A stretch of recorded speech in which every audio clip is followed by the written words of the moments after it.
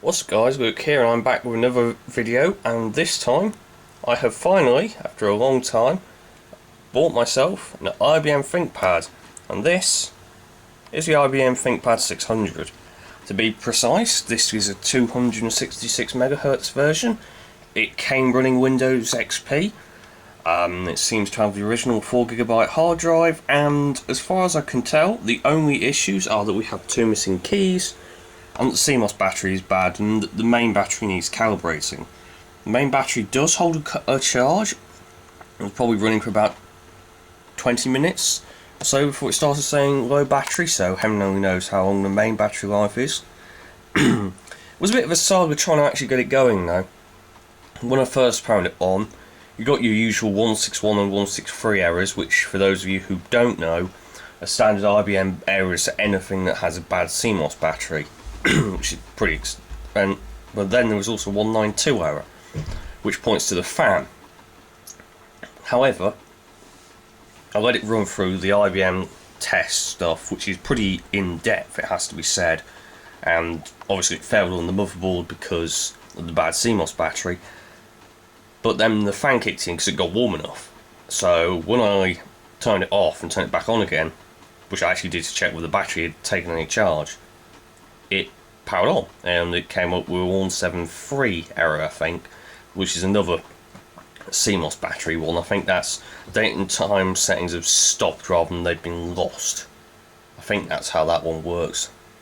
Well, it's gone out of sync, but anyway, after it demanded I turn it back off, I turned it off and turned it back on again, and lo and behold, it booted right up.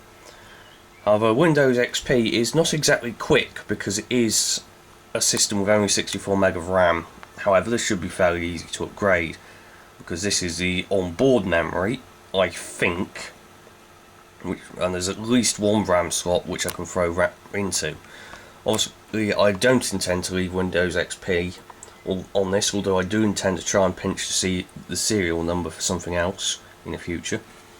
You can see it was designed for Windows NT and Windows 95, but there's no Windows key, which I find quite interesting.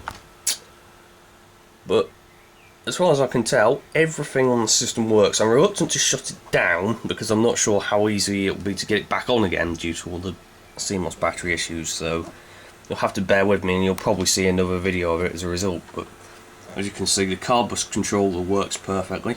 That temperature there is the temperature, the 43 degrees is the temperature of my external hard drive. 67 is of the CPU. Yes, it's warm, but the fan is not working at the moment. No, the fan is not on at the moment, sorry, I should try. And it is extremely warm in this room. Plus, Mr. Packard Bell is right next to it installing Windows XP on it as well. So, speakers work and they can go extremely loud.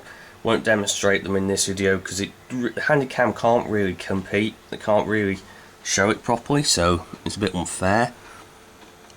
But it's in incredible shape. I mean, the track point works fine, although of course because of the way these are designed, this entire mechanism is actually part of one thing. So when I replace the keyboard, because those keycaps are going to be a nightmare to sort out. I mean, I do have the P key, in fact it's right here, but they are a pain in the backside to try and get on. Honestly, I can't guarantee that I'll even be able to do that. I'll try with this one. I may try ordering a key, I don't know. But as far as I can tell, every single thing on this works. The hard drive's fine. In fact, the hard drive is remarkably quiet for such an old drive. I mean, if you compare it to the 4GB drive in the Dell Latitude CPI video that I did, which when it was with the bad fan at least, it's like night and day. It is so much quieter and so much smoother. There's a bit of noise to it, of course, but not much. Like, speakers located underneath these grills, and you can actually really feel the air moving, which is probably why the sound comes out a bit tinny. All the ports, or most of the ports, that beep was a Packard Bell, don't worry about it.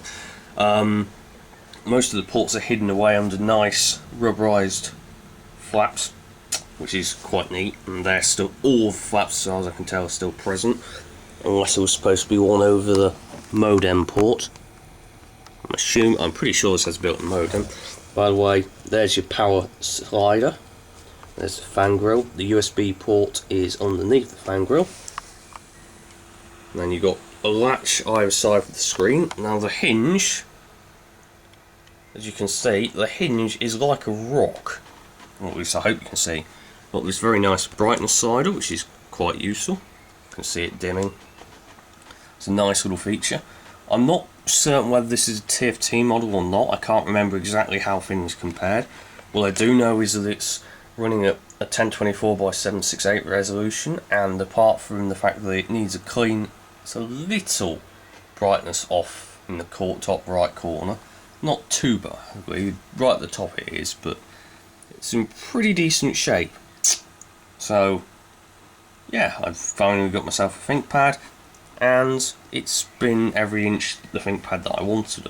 These things are supposed to be indestructible as long as you take just a little bit of care of them, and that seems to be the case here. So as you can see, it's not exactly quick on XP with 64 meg of RAM. Sorry if the focus goes out a bit, the lighting in here is never great, and as you can see that at times the Handycam decides to focus on the lens, which obviously needs cleaning. But you can just see how slight. I mean, this is XP SP2. SP3 would be even worse. So yeah, if you enjoyed this video, please leave a like, comment, and if you're new to my channel, please subscribe and maybe share my videos. It really helped me out. Hope to be back here in the very near future. I'll probably be ordering a new microphone shortly, and hopefully Winamp will come back up again. There we go. So yeah, adios amigos.